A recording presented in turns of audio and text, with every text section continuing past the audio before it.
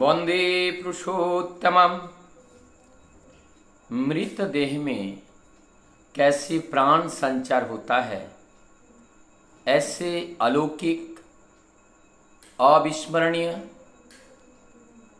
घटना जिन्होंने नहीं देखा है, विश्वास करना अत्यंत कठिन हो जाता है।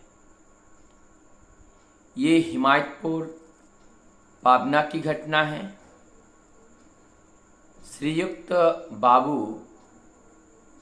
एक बार आश्रम में रसासना केंद्र पर पहुंचते हैं। उनका शारीरिक कंडीशन उतना अच्छा नहीं था। कुछ अस्वस्थता के कारण हिमायतपुर रसासना केंद्र पे जाते हैं। उस समय पे वहाँ डॉक्टर उपस्थित नहीं थे। उन्होंने कंपाउंडर से अपने को दिखाया और वहाँ से औषध एक अनुमानित तौर से उनको दिया गया। बाद में पता चला जो अनुमानित तौर पर उन्हें औषध दिया गया, वो औषध की मात्रा बहुत ज़्यादा है।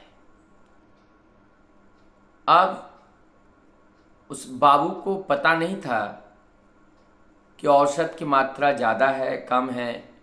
उन्हें तो औषध दिया और उन्हें औषध लिया। अब इसका दुष्परिणाम ये हुआ, जिन्होंने औषध दिया उनको बाद में पता लगा कि मैंने जो औषध दिया ये तो विषक्रिया होगा, और जैसा ही सोचना और वैसा ही घटना घटित होना।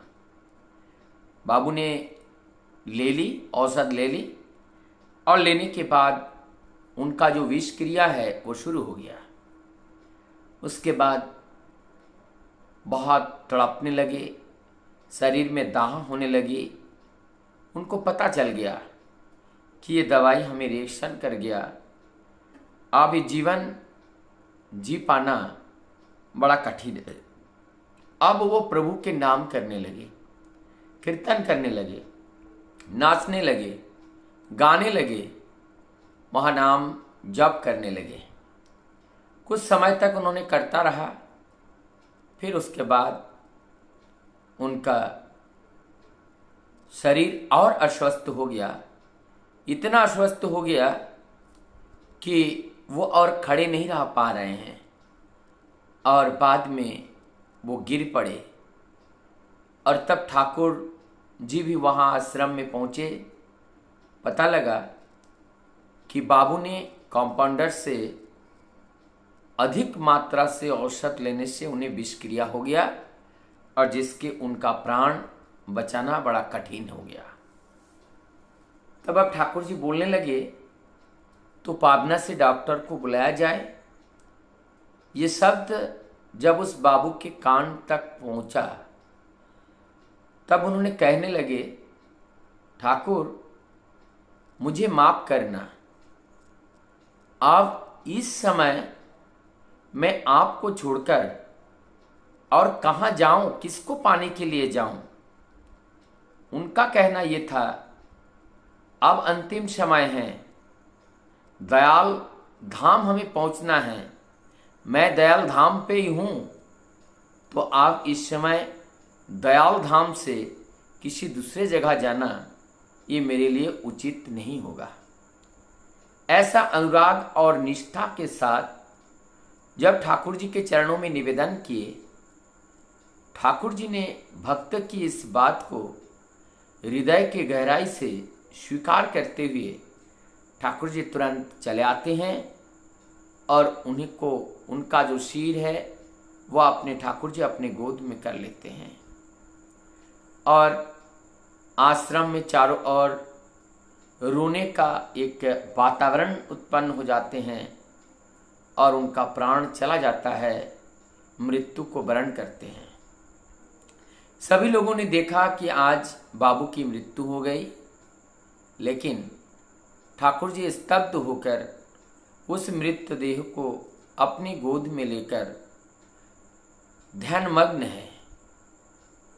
अब समय बीतता गया, आश्रम का परिवेश एकदम गमगीन और शांत, दुख से भरा हुआ, एक विस्मय कर एक परिवेश का सृजन हुआ जो दुख से भरा हुआ।